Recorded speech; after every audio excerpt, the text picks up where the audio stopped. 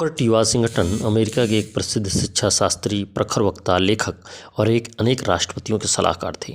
बचपन में उनका परिवार इतना गरीब था कि जीवन यापन के लिए उन्हें 12 वर्ष की अवस्था में ही कोयले की खान में काम करना पड़ा था। यह सन 1878 ईस्वी के लगभग की बात है। उस समय अमेरिका में अश्वेत और श्वेत लोगों का भेद बहुत जोरों पर था। अश्वेत लोगों को श्वेत लोगों के स्कूल में प्रवेश नहीं मिलता था। एक दिन जब बालक वाशिंगटन खान में काम कर रहे थे तो दो मजदूरों के वार्तालाप से उन्हें अज्ञात होता है कि वर्जीनिया में एक नया स्कूल खुला है जो अश्वेत बालकों को शिक्षा प्रदान करता है। वाशिंगटन की प्रसन्नता की सीमा नहीं रही, परंतु वर्जीनिया तक पहुंचना आसान नहीं था। वर्जीनिया की वहां से दूरी लगभग 750 किलोमीटर थी। वाशिंगटन के पास न वहां तक पहुंचने के लिए पैसे थे और न पहनने के लिए अच्छे कपड़े थी, तो सिर्फ शिक्षा के प्रति एक उत्कट जिज्ञासा, एक ललक। माँ से उन्होंने आज्ञा मांगी, लेकिन माँ उनको वहाँ तक भेजने को तैयार नहीं थी। बड़ी मुश्किल से उन्होंने अपनी माँ की अनुमति प्राप्त की और रास्ते के लिए थोड़ी सी भोजन सामग्री लेकर चल पड़े। चचेरे भाइयों ने भी कुछ पैसे दिए और यह बालक एक अनजान शहर की ओर निकल लिया। अपरिचित मार्ग पर जहाँ उनके सामने पहाड़ जैसी बाधाएं थीं, पर उनके मन में था तो समंदर जैसा उत्साह की लहरें।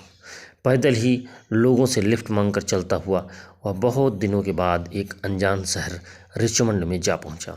उस समय न तो उसके पास भोजन बचा था और न पैसे।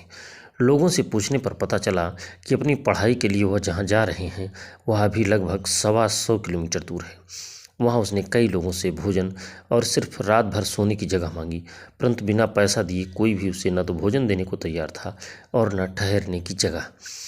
आखिरी में थक हार कर वह उस शहर से आगे की तरफ भूखे ही चल पड़े और अंत में थक कर फुटपाथ पर ही सो गए। सुबह उठने पर उन्होंने देखा कि जहां वह सो रहे हैं उससे थोड़ी दूर पर एक समंदर का जहाज खड़ा है।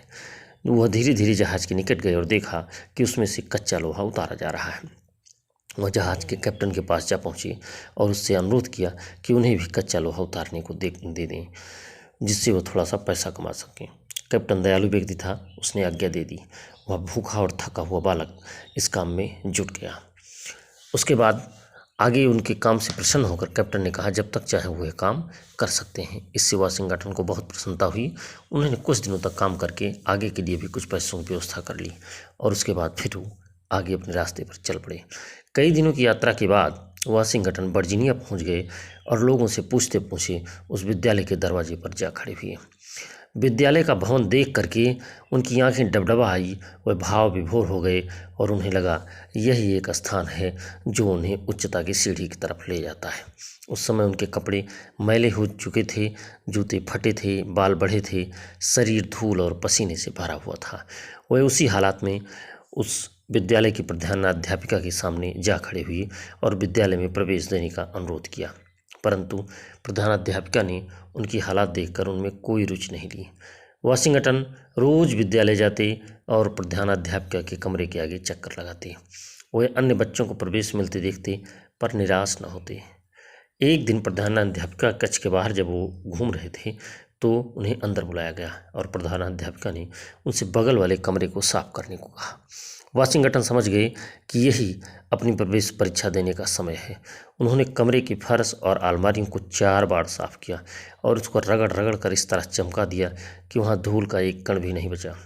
जब प्रधानाध्यापिका ने कमरे का निरीक्षण किया तो उसकी सफाई देखकर उन्हें बड़ा आश्चर्य हुआ। फिर उन्होंने अपना रुमाल रगड़ कर देखा, उन्हें कहीं धूल का एक कण भी नहीं मिला। उन्होंने वाशिंगटन को शाबाशी दी और विद्यालय में प्रवेश दे दिया। इस प्रकार उनकी तपस्या और संघर्ष का एक अध्याय पूरा हुआ और उन्हें विद्यालय में प्रवेश मिल गया।